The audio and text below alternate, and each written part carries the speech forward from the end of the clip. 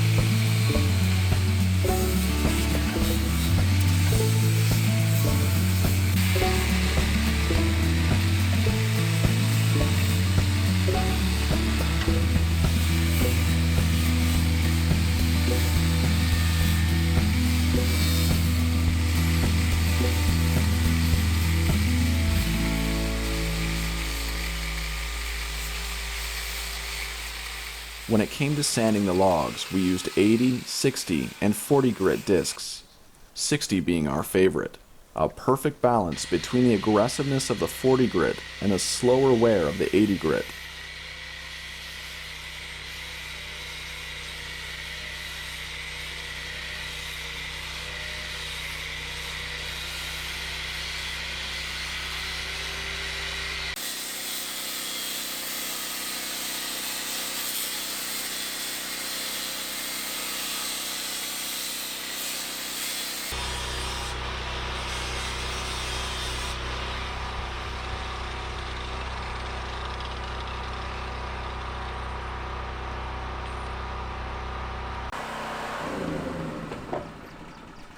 Now that the first wall is done, I'd like to show you what the logs looked like before we put the roof on.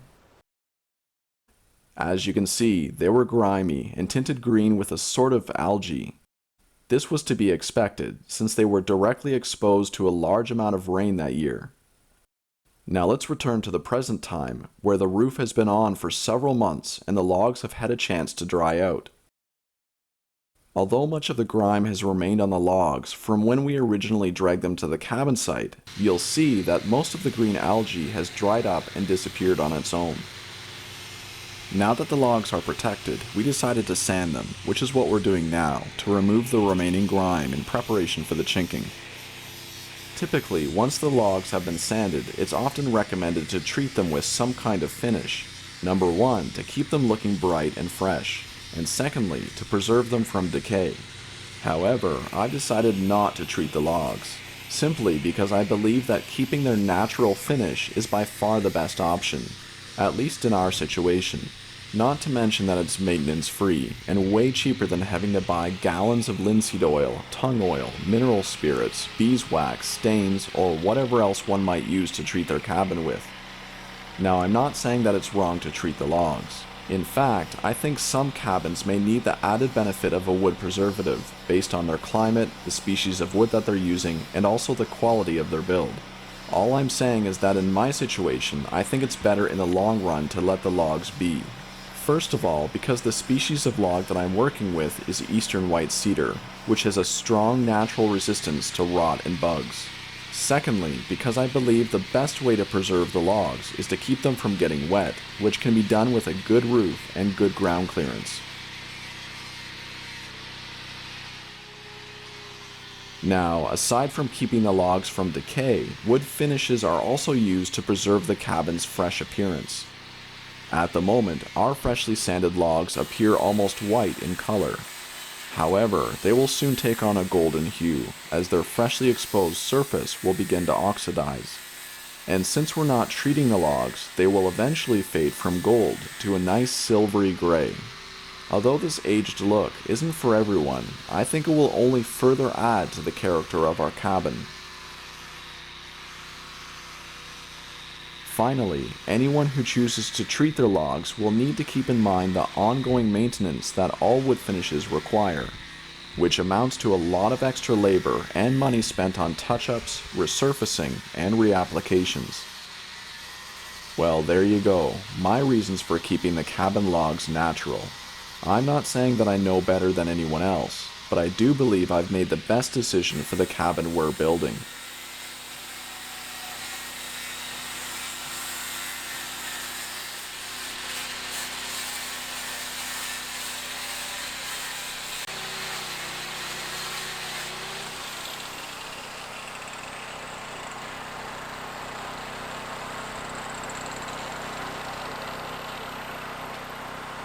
The final task of the day was to sand the purlins and ridge log, something I wasn't looking forward to, which is probably why I left it to the last. But before we get to that, I'd like to thank NordVPN for sponsoring this episode. If you're unfamiliar with what a VPN actually does, think of the internet as a power tool and NordVPN as a pair of safety glasses. Like my grinder, the internet is a useful tool, but without the proper PPE, it will eventually turn around to bite you. To prevent this, I wear safety glasses for my grinder, and I use NordVPN for my internet. When it comes to the internet, harm can come in the way of identity theft.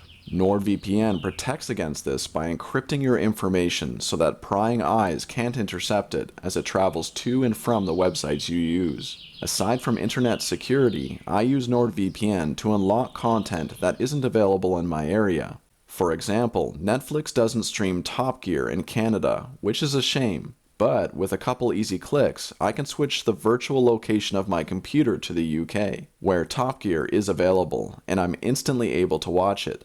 Right now, get a 2-year plan at a huge discount at nordvpn.com/theoutsider and use the code theoutsider to get 1 additional month free. It's risk-free with Nord's 30-day money-back guarantee.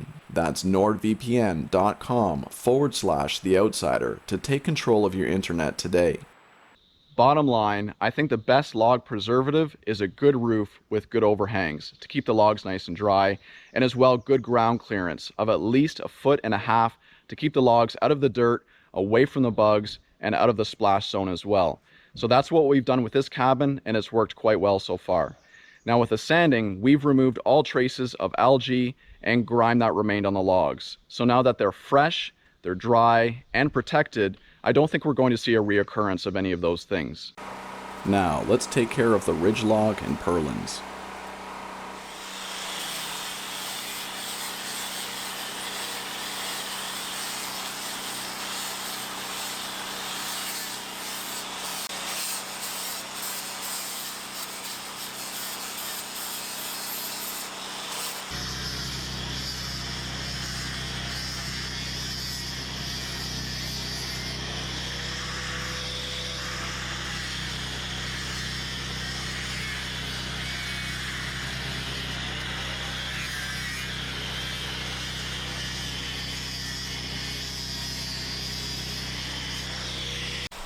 While I sanded the ridge log, my dad installed the dormer windows.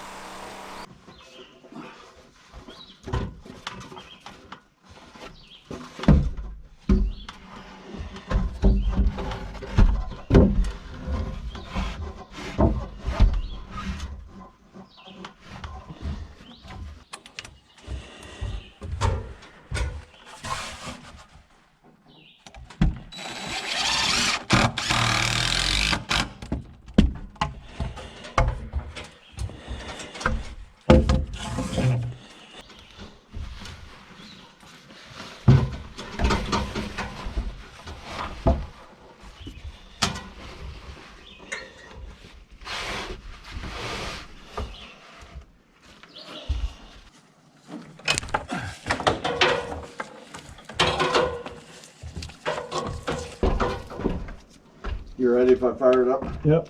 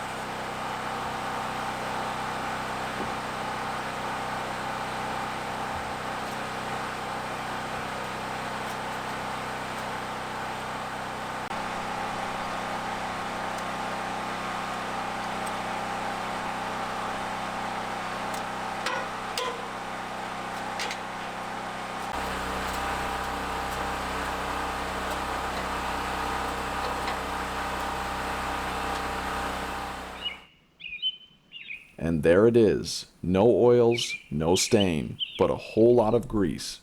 Elbow grease, that is. Next up, chinking the cabin. Until next time, my friends, stay safe, be well, and God bless.